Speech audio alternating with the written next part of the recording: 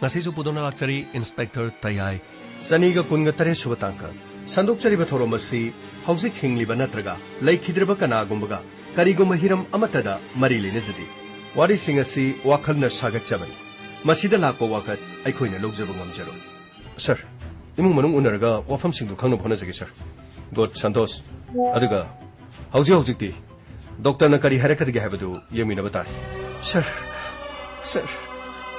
mi ado aikhoiga khanakhiba mi ado soidana oigani sir mahakpu pharaga machin hambi nikita aikhoina mahakpu phagadoribase kadai digina mahaki phone number khangde mahakpu ningthi nungaina nakhoina sumasak khangde saktam khangawi haibagi wani maming kari kawi haibasu nakhoi muna khangde nakhoi muna ningsing nakhoi wari sanaki matamda kari ming kauraga sanaki haibado adubu khwaidagi loribadi maming khanglabasu makhoi gi leifam amadi makhoi gi mayum khangdrabadi case asida ruba haibado oigedor sir ai ningsing ai sir amana shankar aduga amaduna guru haina kawi aduga sir amaduna jiten haibne sir oh shankar amadi Elias Guru aduga jiten adubu makhoi gi number natraga makhoi gi mayum adudi khangdabanina anyway Santos jiten aduga Shankar Elias Guru ki bataban maming sing asidagi makhoi bu khongul liba haibadudi aruba amadi oye adubu karim to waron haujik yai fabagi punsi asoyangam yaudaba haiba adu doctor na kari hare habadu ngaimina kisi aduga Santos Shankar Elias Guru aduga mahakki mamanaba jiten makhoi gi khongul lina bhonase aduga yai fabagi punsi de kari yengnaba lebagi kana ga yengnai kana ga khanai sawnai habado madusu khangna bhonase fani sir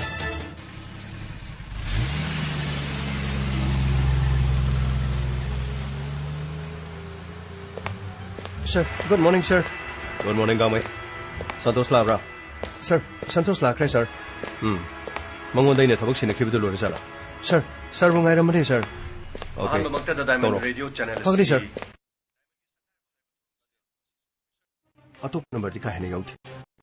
Ano wari sana bada mahaki mong manong aduga mahaki mamanabi Deepika. Masikak ni, sir. Ado na di mahaki imung manungda hangba matamda te kari chingnaba lege haibadi yaifabaga makhoigi imung manunggi low in call gi natraga maru mapang khana saina kiba mamangda thokiba thodo wa thok sir madugi matangdi imung manunggo unabada hauji phobgi de duguma thodo thokiba lege aduga mahakti ngagi farmda adumak matam punamakta leiba aduga matam sigi rangda kahina yaudaba yamna chamjaba mi amakang Santos miyamdagi khara tongan ba haibase mina kalakningai aduga makhoi basu yengchinaba mi siam legal hauji matamda dine kokan pangan ba makhoi dadi siguma khara thoi chamna hingba aduga acham punsi marelam da leba mioi singda asiguma tamthiba thodok se he thokal soidana maki mahaki punsi de thogiba thodom leba aduna di nikitana hariba thodo sige soidana mari lengam aduga manasu mi ani gi maming palidana aduga makhoina thorokiba bai numit aduda makhoina tasena bike adugi number khangobo lebra natraga ngarangi thokdog aduda yaifabna hariba mi sing adugi gari khangobo lebra natraga yaifabna hariba mi sing asi mamangdu ukiba khangkiba mahaka khangnaba lebra habado madu matangai padana khangda ber sir adudi yaifabdi hoji hospital da mahana gyan tarakudune khoi ngai ka dorisi mahaki machendagi kari clue fangadagi habado madu mathiba muchang aduna akoi hospital sanaba tokshi aduga Deepika amadi Nikita da makhoina kari ningsingba leire numit aduda thengnakiba mi sing adugi maramda makhoina kari khang aduga maraga sida doctor go naraga yaifabagi hakcha karama fibam da leri out of danger orabra aduga kari oribagi habadu madugi report ama susang gamai sir kari thogdona batokshi fagni sir Santos akoi gi team do loina kokslo fani sir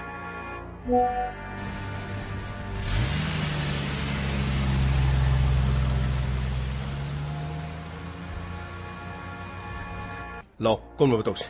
Pani sir. Nikita ga Deepika ga saadale. Makhoi de sangchalaga kari report ere dongas. Lo, sangchilo. Sir. Hauji ki kari paule ge sir. Nikita, hauji pawgi de khoi da kari ga maklu mu ta phangdri.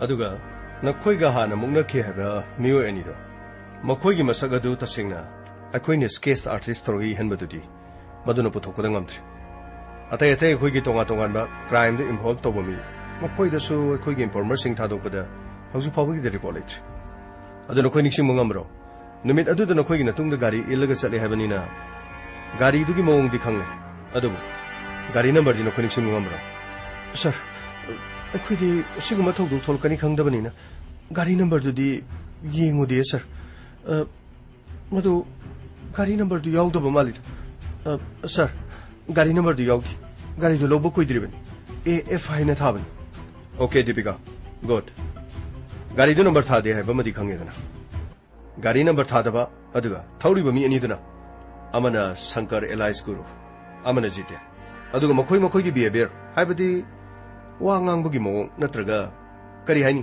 Mean हेग येंबद मखोइनी खंगदबा करी करी identity मखोइद लेगे हाइबदी tattoo येपा अदुगा सम सांगबा कोई खाकपा sir मखोइदी खतांगद खरा खरा सोम अदुगा जितेन हारिदुदी मकोकतु कितंग तांगी सर मसी नतना तैदी ओके फरे थीबदी खरा वागदो गाड़ीदा AF थाबा मियो अनि तोंगदुन चटपा अखोइ तोंगा तोंगा पुलिस स्टेशन दा हारिबा मियोसिंग अदुम AF थाबा अदुगा मियो एनी तोंगदुन चलबा स्केच आर्टिस्ट ने येलिबा मदुगी photo अदुगा खजिक्तंग नक्सिनबा मखै फारगा वहंग पांगबा sir वफम अमदी sir Hayu Deepika करी वफम सर मखोइ एनीगी मनुंगदा शंकर हारिबदो सर शंकर हारिबदी गुरु ब्रो माने सर शंकर सुकौबा गुरु सुकौबदो मा वांगांगदा वाव अमुकसु वाव मसी याम हाइगले सर करीनु ने हाइजिबा वाव अमुकसु वाव से हाइगलेबा माने सर हेक वांगांबगा यामना करीम का थाइनबगी मनुंगदा वाव अमुकसु वाव मसी याम हाइगले अंगक कमीनी फरे फरे फरे मखोइने नखोइदा मेसेज थारकपा नत्रगा फोन तौखिबा अदुगुमदि केमता लेथेको सर अदुगुमदि करीमता याउदी फरे अदुदि मनुंग संगलगा डॉक्टर उनरगा याइफबगी करम फिल्मदा लेगे हाबदु अखोइ खंगनबम थोनजगी सर क्रीनो होजिगी दबो सर वाव अमुकसु वाव मदुबु क्रीनो सर फिल्म लीला गुम करिगुमगे डायलॉग मारे दे सर गामै मी हाबसे अंगकपनी लीला द तौरिबा फिल्म द तौरिबा सिंगसे ताइबंग द तौबा यावदना फिल्म द तौरिबन मिंगोदा पारा तमबिरिबन मागी मागी कैरेक्टर सागलिने एंदना माइ मै हैना बि सेमबा याम सदुबु सर कुरिनो ने वाव अमुकसु वाव अस मादि फना दुम फजैने सर हाइबो फना याम नुवाये सर वाव अमुकसु वाव गमै यारे हम तंगाको सॉरी सर कुरिनो ने वाव अमुकसु वाव कुरिनो डॉक्टर सिदले doctor ngaranggi case adugi matangda yaifabagi phibamsigo inspector yamna thudona khudong thiningai de leitri adubu ICU de leitri out of danger ne haibabudi yar laibuk phabadagi wind pipe ngaksamgi masigi mapadi hodri naksep nana lengjum abadi ngaksam taina ba mapa sida phawdo sakibani khajiktang pasilam labadi khudong thibaje soidena thongani yamna fare doctor adudi mahak unajaba यानी संक्षम बिबियार अदुबु याम कन्नदि मंगोंदा force तौबिगन थागचरी doctor आई स्टनन मचा मत लुजगी तौजब महाकु नुमैना काबलिउ मियो सिकना अदुगा करिगिदम तो काबलिउ नारसे मसी खंगन अदुगा चेनर बिसिंग दो मधु फाना रबनि fun inspector संक्षम बि गाबै संक्षलो sir अखोइसि लक्सगे sir Nikita संक्षम बिरो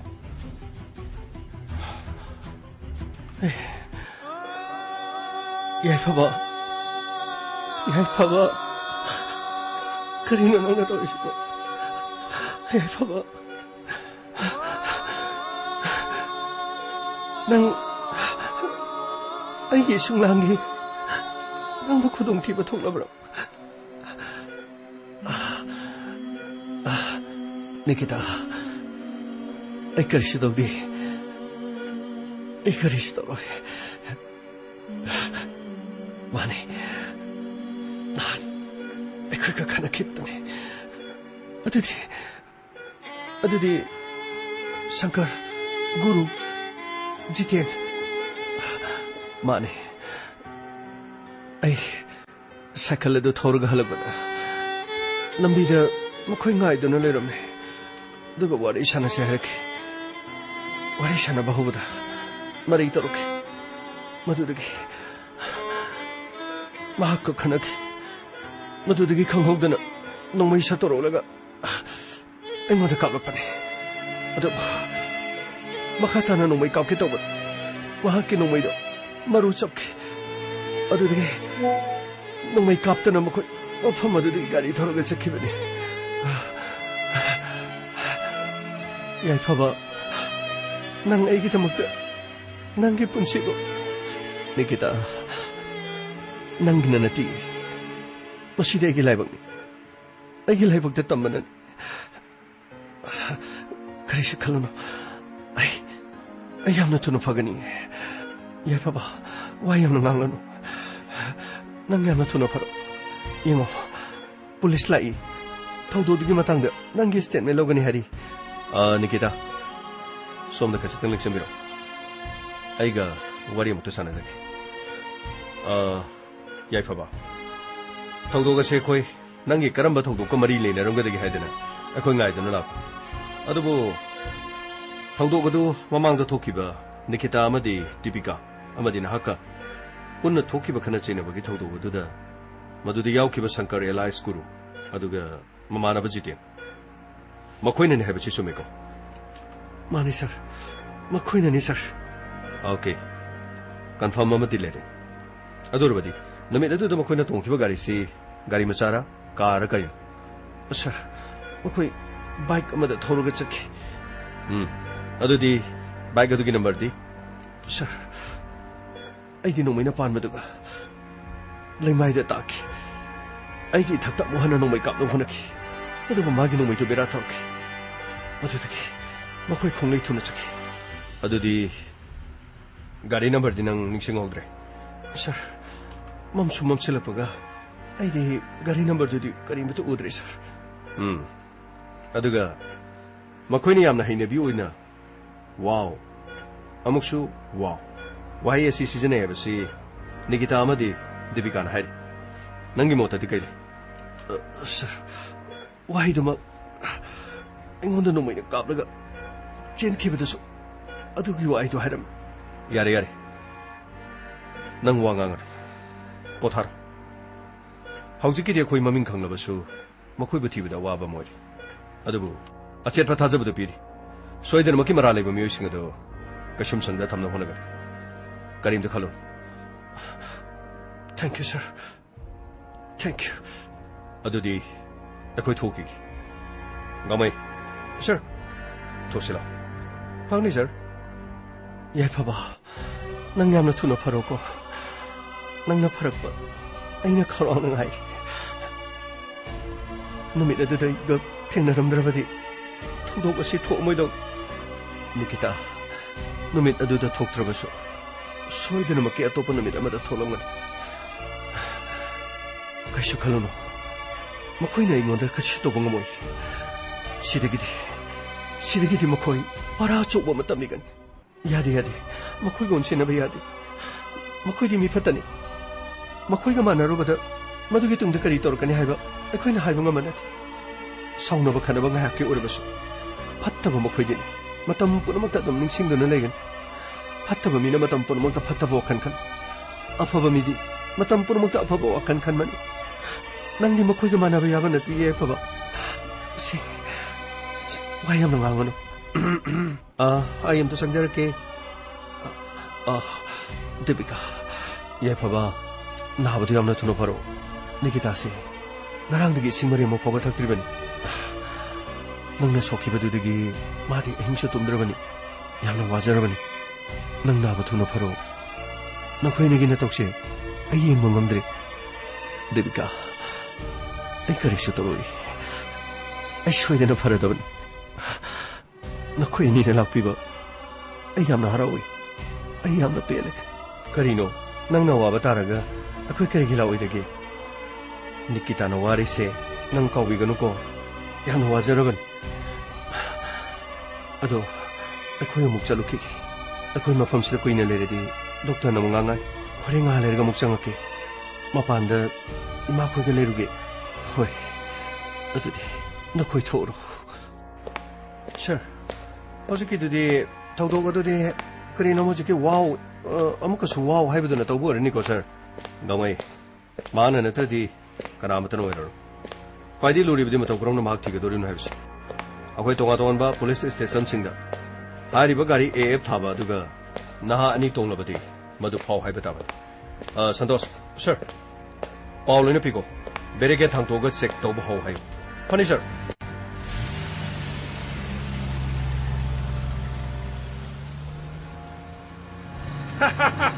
Nungay ne? Nungay pa pao ne? Wow! Amo kaso? Wow! Nungay ne? Sida kiti wow gi wow ngak ngai don. Guru ꯅꯪꯒꯤ ꯋꯥꯎꯗꯨꯗꯤ ꯁꯩꯇꯧꯏꯕ ꯍꯥꯟꯅꯗꯤ ꯆꯤꯟꯗꯣ ꯀꯥꯊꯣꯛꯑꯒ ꯍꯥꯏꯕ ꯋꯥꯎꯗꯨꯗꯤ ꯌꯥꯝ ꯐꯖꯩ ꯆꯤꯟꯗꯨ ꯑꯣꯝꯖꯜꯂꯒ ꯋꯥꯎ ꯍꯥꯏꯕꯗꯨꯗꯤ ꯑꯁ ꯍꯅꯨꯃꯥꯟꯅ ꯅꯣꯕꯥꯞ ꯇꯪꯈꯥꯏ ꯎꯝꯃꯒ ꯋꯥꯎ ꯁꯨꯃꯥꯏꯅ ꯋꯥꯎ ꯍꯥꯏꯗꯨ ꯃꯥꯜꯂꯦ ꯆꯠꯂꯣ ꯍꯩ ꯒꯨꯔꯨ ꯑꯁ ꯆꯤꯟꯁꯤ ꯌꯥꯗ꯭ꯔꯦ ꯀꯩꯗꯧꯔꯒꯦ ꯒꯨꯔꯨ ꯀꯩꯅꯣ ꯑꯩꯅ ꯋꯥꯎ ꯍꯥꯏꯔꯒ ꯅꯪꯅ ꯄꯥꯟꯅꯔꯤ ꯀꯩꯒꯤꯅꯣ ꯑꯩꯒꯤ ꯋꯥꯎꯁꯦ ꯅꯪ ꯑꯣꯏꯒꯦ ꯍꯥꯏꯔꯣ ꯑꯩꯅ ꯋꯥꯎ ꯍꯥꯏꯕꯗ ꯅꯨꯄꯤ ꯀꯌꯥ ꯀꯦꯟꯒ꯭ꯔꯤ ꯅꯠꯇ꯭ꯔꯣ ꯉꯁꯤꯗꯤ ꯑꯩꯒꯤ ꯋꯥꯎꯁꯦ ꯔꯥꯁꯤ ꯌꯥꯝꯅ ꯀꯪꯍꯜꯂꯦꯕ ꯃꯁꯤ ꯄꯨꯝꯅꯃꯛꯁꯦ ꯀꯔꯤ ꯍꯦꯔꯣ ꯁꯥꯕ ꯍꯧꯖꯤꯛꯇꯤ ꯁꯜꯂ ꯇꯥꯈ꯭ꯔꯦꯗꯅ 와우! 아무것도 와우! 들어! 나는 세무졌어. 나는 자라가 애기 짓는 보이버제 가라 파브링치 아주 되기디 와우! 아무것도 와우! 아이 빼나 하게 봐 시드기디 마삭 파자비는 비디오 마 급한만 이드나 마형 급한만 해보직디 Pele, sige na, pet mo siya. Siyang yan ang pet mo lang ti.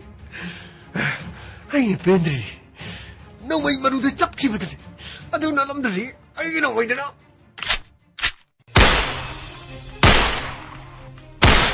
Ano dagiti? Wow! Amo kaso, wow! Maru ahum maridang maray baktuto syalam na badi. Shankar, Elias Guruda. Ayet papiruwagi Chainado, Larry Bakta, Brindavan Prapti Orga, Siri Harigi Saranda, Sangjakraga, Siri Modu Sadon, Madanna Manjuri Haiba, Namadu Pangsaduna, Brindavan Prapti Oikre Haidana, Kabar the Chapa! Wow! Wow! Amakasu wow! As ayibu karino ni tawriyo nupi ani kakchang nobadigi ngawrine koi gurus माने हेक दिंग बथुंद्रिगे नोंमैना कापतन मीदु hospital दा लकन रिजो मीदु हाइदोरगदी करिनो बुजिक तौदोजो अस अइना काप नतेबो मा भारदे यावनी तालक्सिदो माने गानु जाबजि दावयादि माइदाइने jail the मुक्संगनने तौरिजो मंगदसुने आइने सोर फुल्ले तौरगा अइ अचौबो नुपा अनन लेरमिगो तौरी थबक जाई अरे मपा खरा चाबगी तिनरुब्राबु अस मीगी गारी मथुन खरा ना अदुदगी मागी गानु येन खरा सेमबगी यु खरा लो आगी पाखोंदा चत्रमसे अरे मपा चाबा फंगेना ममा हिरंगदि मारा फतबगी जेल चंगुदुदमु आइजो अरे मपा दुमा चेरम थुंगदि आइजो जेल दुमा चेरम दि सोय यावनी करियो नंग हाइजु कइनो नंग हाइजु कइनो बा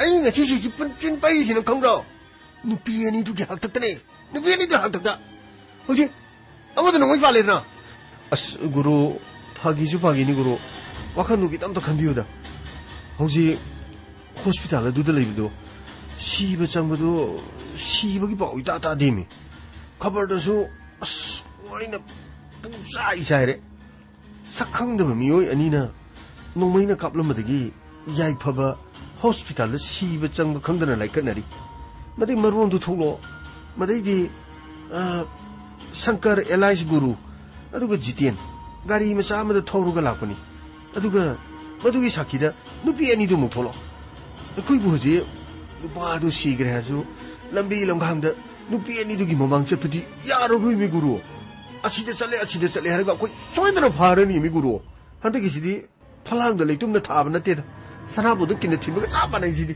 ꯍꯣꯏ ꯂꯧꯅꯣ ꯑꯗꯨꯃꯥꯏꯅ ꯉꯥꯡꯅꯣ ꯑꯩ ꯅꯨꯡꯉꯥꯏꯁꯤꯗꯪ ꯈꯪꯗꯦꯅꯦ ꯉꯥꯅꯨꯗꯨ ꯄꯨꯔꯞ ꯁꯦꯝꯖꯧꯕ ꯑꯩꯒꯤ ꯐꯖꯈ꯭ꯔꯕ ꯈꯣꯟꯖꯦꯜ ꯑꯩꯒꯤ ꯅꯤꯡꯊꯤꯖꯈ꯭ꯔꯕ ꯃꯥꯏꯊꯣꯡꯁꯦ ꯁꯤꯒꯤ ꯐꯤꯕꯝꯁꯦ ꯀꯅꯥ ꯑꯣꯏꯍꯟꯕꯅꯣ ꯉꯥꯅꯨꯗꯣ ꯇꯞꯅ ꯆꯥꯔꯒ ꯑꯩꯒꯤ ꯍꯥꯟꯅ ꯅꯤꯡꯊꯤꯕ ꯁꯛꯇꯝ ꯑꯗꯨꯒ ꯄꯩꯕ ꯆꯤꯟ ꯁꯤ ꯂꯣꯏꯅ ꯍꯣꯡꯗꯣꯔꯛꯈꯤꯗꯣꯏꯅꯤ 그리 호스피탈다 마 후지 시부정마 쿵들어 항죽수 바이 어디디 나누도 파자나 살아가 그 호스피탈로 졌다면 호스피탈로 어디가 와우 아무것도 와우 아무것도 없다면 아씨 오토노 바퀴들이라고 하나 땀나 와우 아무것도 와우 하이브들이 한번 잡아내봐 까리는 많이 떠오르지 뭐 이거 따는 너무 시리네 이거 그이 뭐 하시 부그러 야 하이럼들 이거 동리다 호스피탈 늦게 도구는 그러 호스피탈 잘라가 독tor 살아가 호스피탈 여기 방목 맡아가다 멍옥참도 빠르가 와우 아무것도 와우 메탈로 동리다 그러 이거 뭐이다 뭐들 다 어때 여본 거 뭐이다 에이 까리 잘라 까리 잘라 너 시험라 구루 나토르카니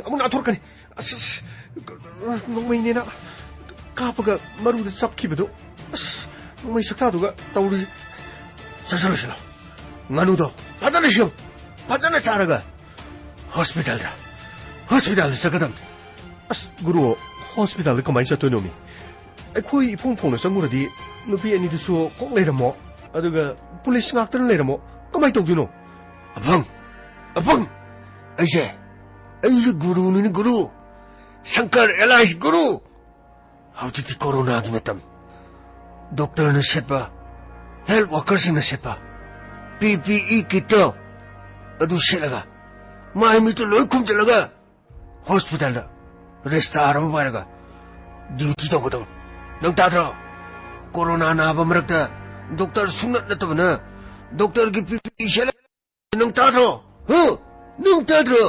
아씨 까리노네 떠오르지 뭐 이거 까람마다 사노네 떠오르지 저 실제로 저장 나누도 붙어가 빠져나 짜지 저 어디가 와우 아무것도 와우 아씨 또 빡치더라도 고사이다 뭐 이거 거니 해사이다 아이 와우 나도 말하지다 그래도 말은 와우 이도 좀 쏘뿌리지 뭐 통기다 아이 통기다 까나를 걸어 하울에 사통을 제일 상거를 아씨 사 그래도 능사시는 사바시디 그리노 나 하와이 디드기 28 셀시어스 사바데 사레 하라무니 그리노 거기 찡면은 좀 잉게다 막 거기 시다 사바시나 미 파타바시수 야메 행갈레 마람시네라 강디 막 거기 하와 농시칭가 시수 사바좀 행갈레니고 미 아파브는 소르 혼바디 잉거자니 미 파타바는 혼바 소르디 사바자니고 아씨 아도나라 강데 미 파타바 마싱 행갈럭보기라 강데 하우지까지 야면 사리고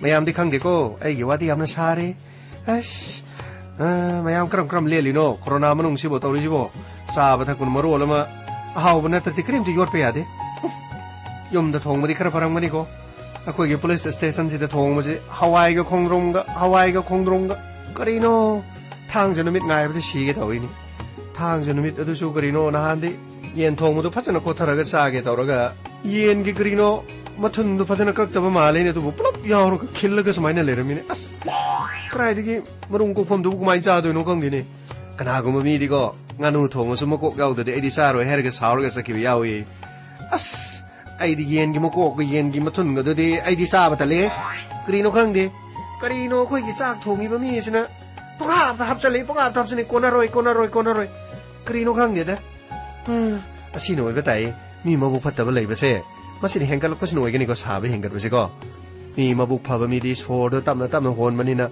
아잉바 토에버고 미도 사오라디 노시초 사바 토쿠니니 아스 강데다 미 파타바 기닥시수 레이디고 그리고 뭐 파르마시 싱지데고 독터 생신나 나트라가 선티스나 그리노 putholaga 미 파타바 싱시 히다굴리 마 피자라가 폭파다 파르디 꺄ꯝ 누가이게니고 사두디 크라임 레이로이 아싸, 어디 거기서 또 레이니.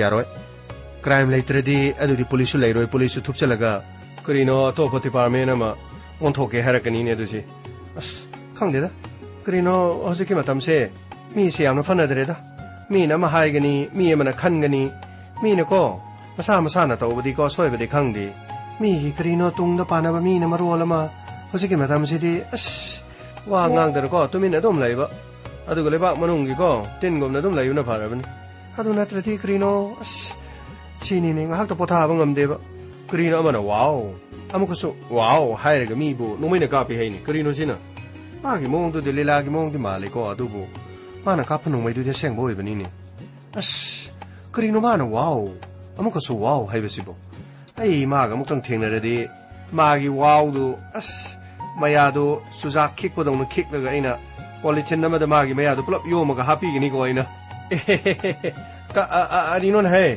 migi ma ayabu politin da yo maga hapadi mi di sakti ka amaina sa aiduba ha sangi adumaina phola sa abadong na asumna sa agadro pisa nang nei bu nungsiba se nungsiba male da ko nang so igi tungde yamna panai ko ado nang nungsibo ge orangani da ado nang na ibo seng bo nungsibo already no mo to su krino kra so pijau nang na di no mo to su pijade nang di ai bo nungsibo di mande da ka ang mai na ang di ai ngonda ka ari pi iza ge ai sibo es ado ge di kre so kan ngono da nang na pija ba already ai na mu pija ga do ne nang dai na sum pija ba ngari ro ka ang mai ka ai dorge nga sidi ai na na ngonda ka no ma pizza ge na po urei ne ba na na sa abase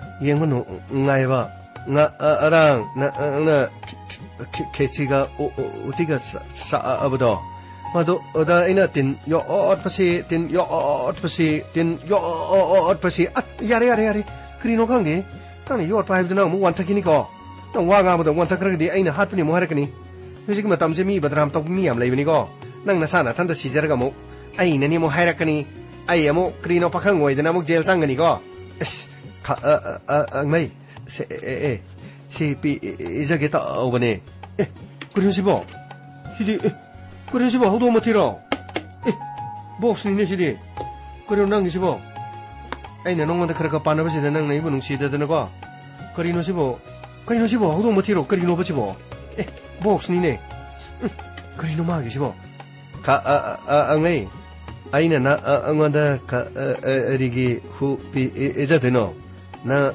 angso isin inauni ka ino nang na sa abado engena oreine ba atasause atasawa atasaw me nakuta krino da krino so khang dra atasaw hai sibo krino ka angai sa abiya ba po nemi ha ang toge nang so yengbadi ya he yengbadi ya ai ba ka ari no khang de na ang so yenge ko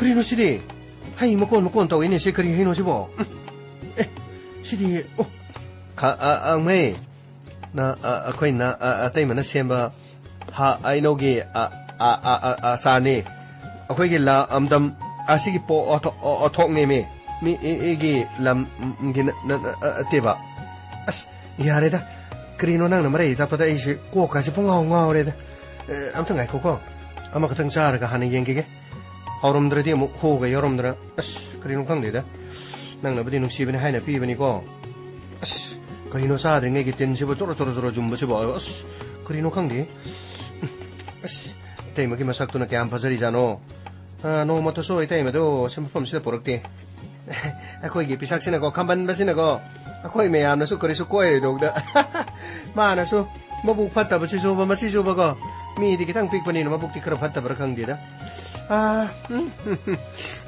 si ge me hawring ge ko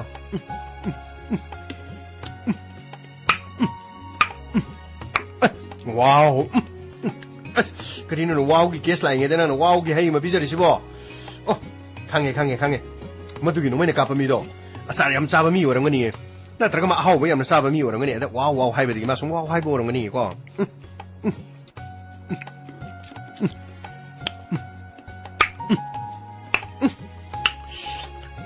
ꯀꯔꯤꯅꯣ ꯁꯤꯗꯤ ꯈ꯭ꯋꯥꯏꯗꯒꯤ ꯍꯥꯎꯕ ꯍꯩꯗꯤ ꯁꯨꯝꯕ ꯍꯩꯅꯧ ꯃꯥꯟꯕ ꯍꯩꯁꯦ ꯆꯥꯕꯅ ꯐꯩꯀꯣ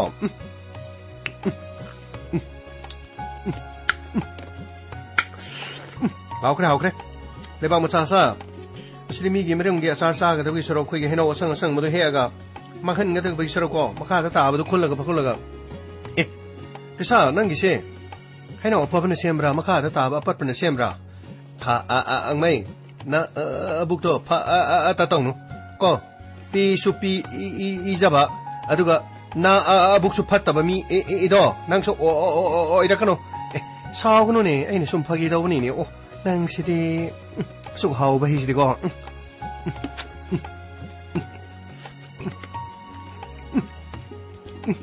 야리 염려 하오그래 시디 마야 수쿰데 시기 보틀 아이기로 아이네 풀랍 사바 야브로 야 로이다 아이기 수카 알아카오 그리노 이때면은 꼬나 묵세말로게노 시디 아이 로이노 오래게 염려 하오에코 와우 시시 사라디 와우기 게슬로라니 아마 같은 거 사기 이거 아마 사로 로실라게 하오그래 비상 능 사우디 사오는 거 능게 사시암나 하오에 그도 능게 사시암나 하오보니나 능이 누피디 마삭 파자람도 만데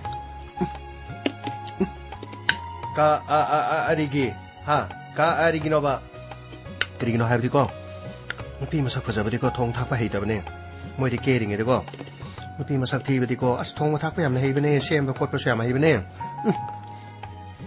mokoi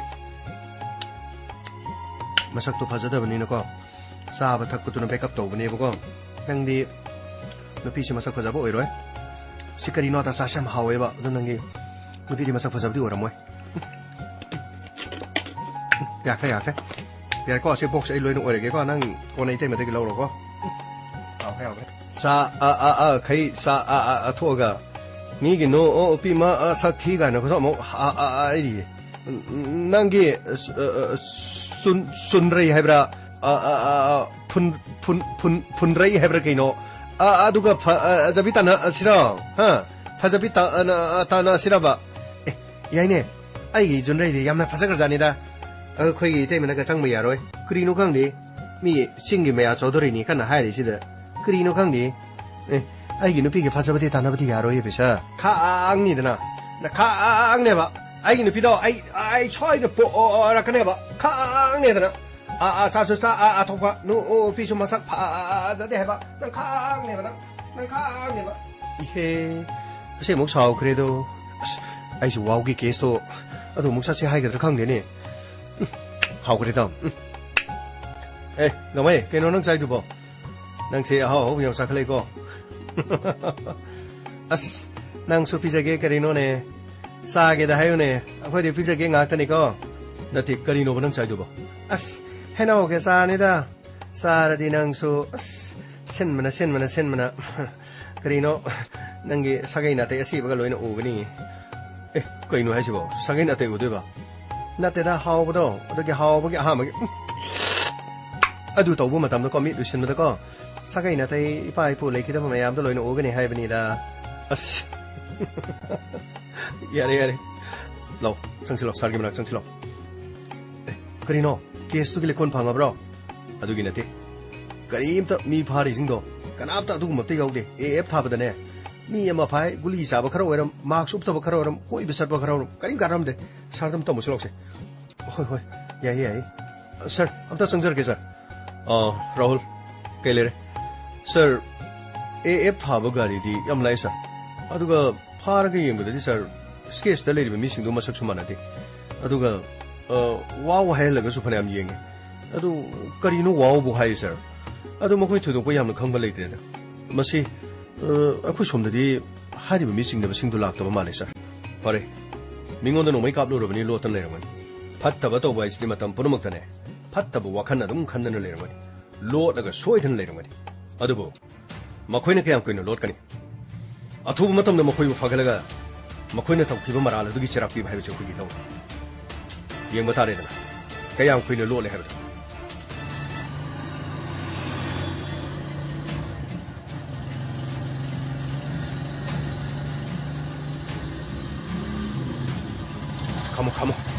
Come on.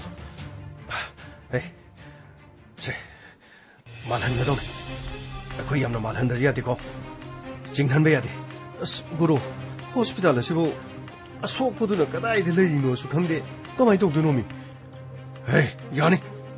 Mana, hospital ki kamanung da. Kayam kayo lorot ka ni. Ako niya doktor Sarga changa. Makhauri do me khai jaga hat kadam. Adu na tardi. Mana, ꯑꯩꯈꯣꯏ ꯃꯁꯛ ꯇꯥꯛꯂꯛꯅꯕ ꯍꯣꯠꯅꯔꯕꯗꯤ ꯅꯪꯁꯨ ꯑꯩꯁꯨ ꯈꯨꯗꯣꯡ ꯊꯤꯒꯗꯧꯔꯤ ꯅꯪ ꯈꯪꯗꯦꯅꯦ ꯅꯪ ꯂꯥꯎ ꯆꯪꯁꯤꯂꯥꯎ ꯆꯪꯉꯣ ꯑꯩ ꯃꯈꯣꯏꯅ ꯌꯦꯡꯉꯛꯄꯗ ꯑꯩꯈꯣꯏꯁꯨ ꯗꯣꯛꯇꯔ ꯃꯥꯟꯅꯕ ꯍꯣꯁꯄꯤꯇꯥꯜ ꯑꯁꯤꯒꯤ ꯍꯦꯜꯊ ꯋꯥꯀꯔ ꯃꯥꯟꯅꯔꯕ ꯑꯩ ꯌꯥꯝꯅ ꯅꯣꯡꯈꯠꯀꯅꯨ ꯇꯨꯃꯤꯟꯅ ꯑꯗꯨꯝ ꯆꯪꯉꯨ ꯑꯗꯨꯒ ꯀꯔꯝꯕ ꯀꯥꯗ ꯂꯩꯕꯒꯦ ꯍꯥꯏꯕꯗꯣ ꯃꯨꯟꯅ ꯌꯦꯡꯁꯤ ꯑꯗꯨꯒ ꯈꯪꯗ꯭ꯔꯒ ngarang no moina pan do kadai de lei hangsi as hazadawri da tawri je kari thoga ba debika sidele bagari sidi nahan gi gari do mandro f thai mana bori jalo sibo hospital sidi de karigi atopa mi gi mana borong ngani da ayam na sine yai phabadu sidre habadu da mafam asida hat paga lai jala ba 오이라모이다 가쇼 신앙조 파타바디 헤타 칸잘리 아이암나 찍네 사세 마기 가두도 사세 아두가 마능두두가 잠브레 용실 오바 용시 호이호이 용시 아도 폴리스타 파우피브나 파브로 야이 아두소 폴리스타 파우피르수 야이 아두가 코쇼 산천나 바독시 파리네 돌아가 폴리스타 파우피나 바독시 구루 시대디 맞다 레이티다 그라이드는 원래 이러면 되시고 어이 뭐 장기 가다문 경실러 장어 러 장실러 아씨 가다이 와이디 레이디 자노네 맞담 마세 멍키 부타린 뭐 장기 경실러 폴리스티 파우피 그래 아도 하지 보우디 뭐 크시 요로들이 러 장실러 이번에 좀더 카르톤부터 장창실로 호이 장실로 아씨 시대술 레이티네 마탕농 장실로 마탕다 거기에 시대디 쌍부디 우디나 카나노 아데다 PP키 셀가 라이시보 독tor 오는 거니 그노 호스피탈 기미 오는 거니 오 아이디 이바다 바칼리 아시다 누피 애니레 모이드 장실라가 엉탕시 라우 장실라 항실라 그놈 당겨봐 야이 퍼벅이 마기 가세 그런 카나 거리기 오비라버는 히락 어머 깝까다버는 히락 어머 시타오래 마기 가다 어거장도 봐야다 뭐 어두기네 어두가 레이팜 강들이 거리기 호스피탈 시기미나트라 하시고 hospital gi mi warso akoi anobne anoba akoi pra anobne wow adudi magi disida natiye sigi mathakta kabiro aduga mathakta karaga mari suba kadara manga subadara ado oirangani asingba sonna birisibo mani asi mathak lo jasilo guru 아시디 그 아니더니 에이 강인해 까타 강인해 뭐 거의 니 레럼니나 찍나라니 나 저번이네 수아이도 뭐 태절 걸레이슬라 뭐 거의 니 핵자 도끼마가 뭐놈시도 짱나 버떡시 아싸 그래도고 와우 아무까지 와우 하이라도 내봐 아치 디피카 하우지게 아니더니 그만이 동네 폴리스 락들이 그만이 동네 나이코 아코에 좀 레이러시 아두가네 폴리스니 역살라간다 아이고 기당 태도지 만웅대 핵상키바가 폴리스 타설가 로리게노 만웅대 상크가 마코이네 파타능데 떠러디 그시더라 폴리스 락봉 하기시 낙당 lep시나시 아스 그로 아시디 모이디사 독들이가 마이동니 해다 장찰하시러 야로이네 ꯃꯈꯣꯏꯅꯤ ꯈꯤꯇꯪ ꯂꯦꯡꯕꯒ ꯇꯧꯁꯤꯅꯦ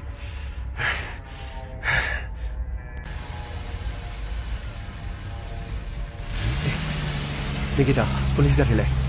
Police ne kakalakpaga ibane khitang satoksi. Ka manungda changhalaga phansi. Adu nathati mafam asli chengkhra neba. Kumthakare police. Lao. Ibane khitang thaidosi lao. Hoi, adu patanungda thoidraba. Yani lao.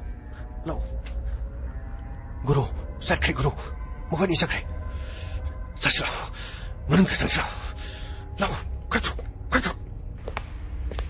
Matam mangan me abanate. Mangak shamru me khairga. Wow! Amukatu! Wow! Hey! Apawa! Hirosaba! Masidi nang do yatare. Nang gipuchi. Ay kata. Do yatawani nang. Kana. Nakoi kana. Akoi kangidro. Akoi kanbro. Akoi. Wow! Amukatu! Wow! 어디디 나코이 난 너지 바보 시다 봐.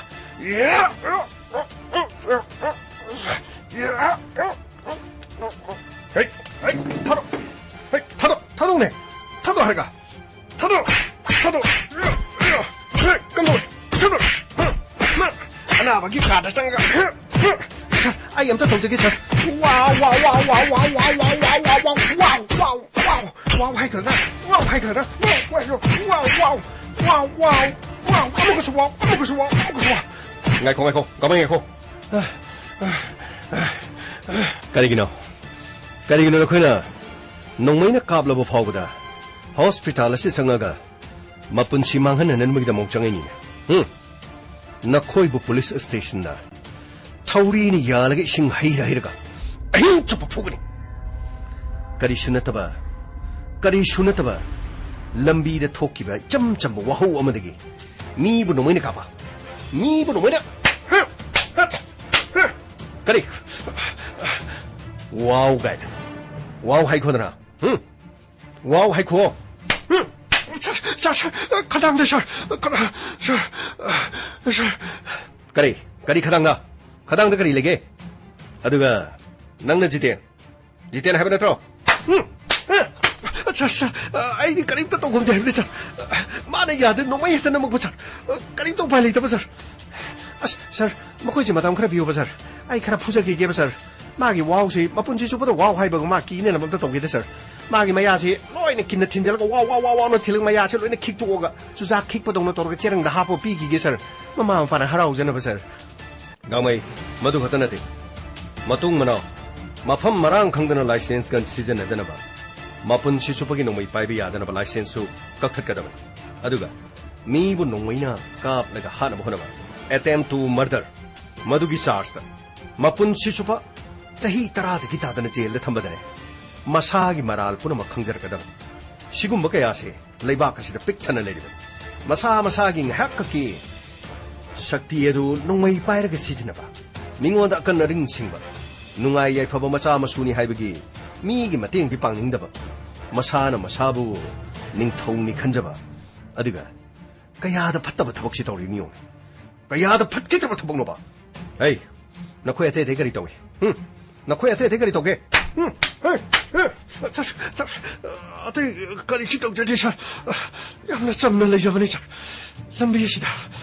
lambayasida masigi nupi ali si changna rubadagi makhoi de lagna rubadagi makhoi na tathi tawai na tawkodi tawkhibani cha ai nupi de lagna ba haibabu hauju bu channa ribdo nangi na channa che du da adum na lagna rabadi nang yagadra adu yagadra ba na channa che singda mi na adum na tawhani ngone migi machan mache ne se migi suma sabla che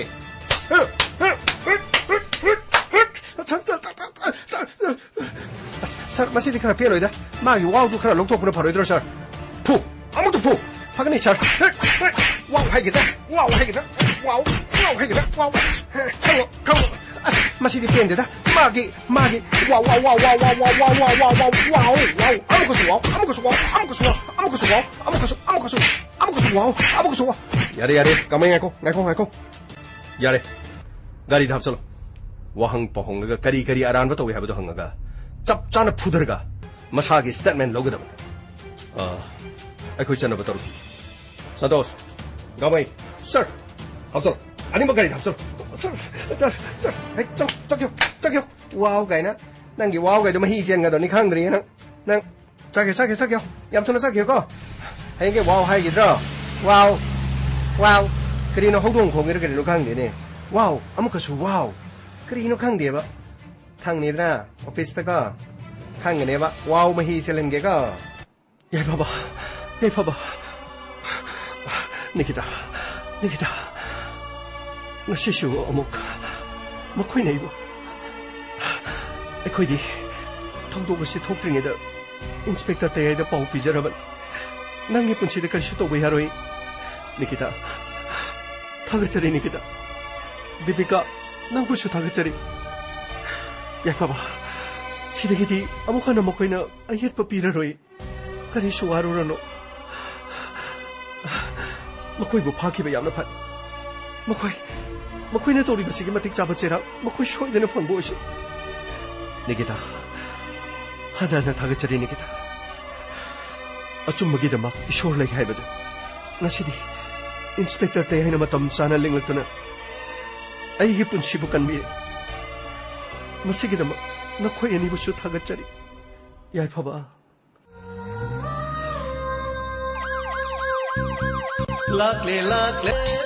Lakle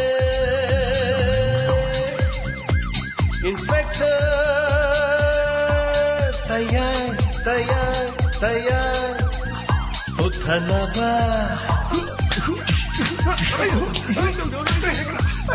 Kanbinaba Thank you sir Welcome Uthanaba Kanbinaba Inspector Tayay Lakle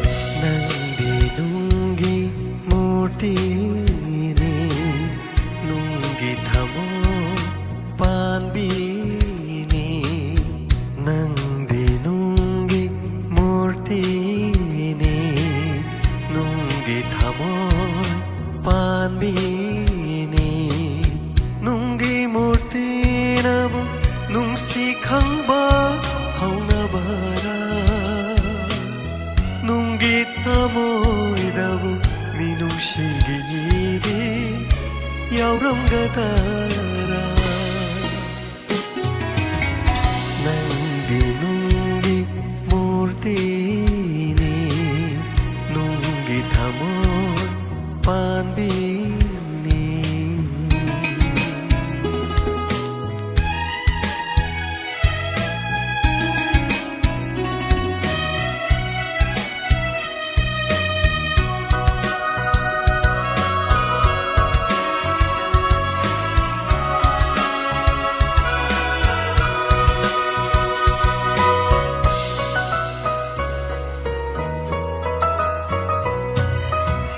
ꯅꯍꯥꯛꯅ ꯊꯃꯣꯏ ꯄꯥꯟꯕꯤ ꯑꯣꯏꯔꯝꯂꯕ ꯃꯤꯅꯨꯡꯁꯤ ꯈꯪꯕꯤ ꯑꯃ ꯑꯣꯏꯔꯝꯂꯕ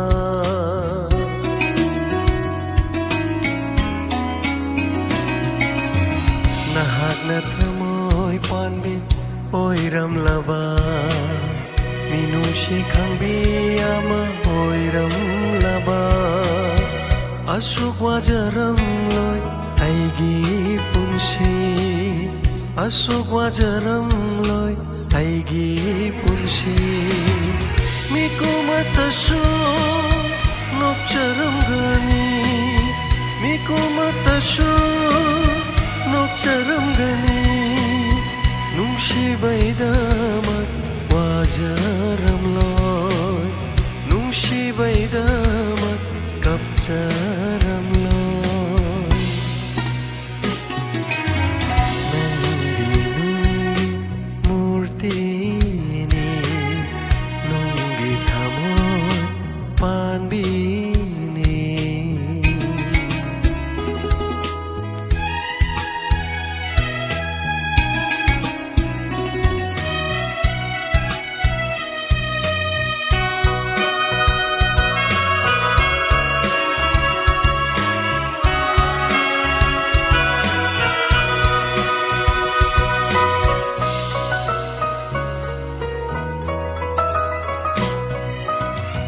Aduklo nanay hainakiba unsigiloraba wapangdubu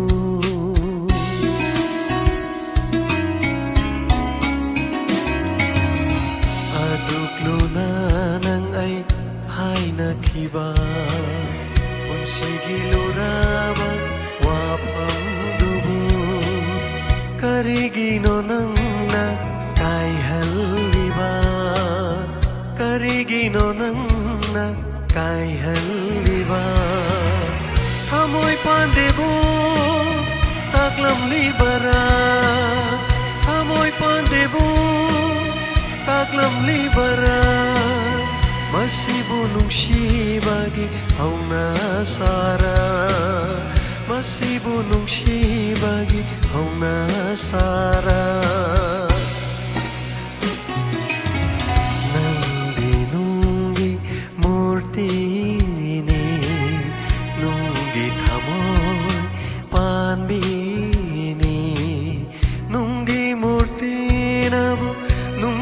Khangba hauna bara nungi thamoy dabu minung shigiri yauram gadara nandi nungi murti ni nungi thamoy panbini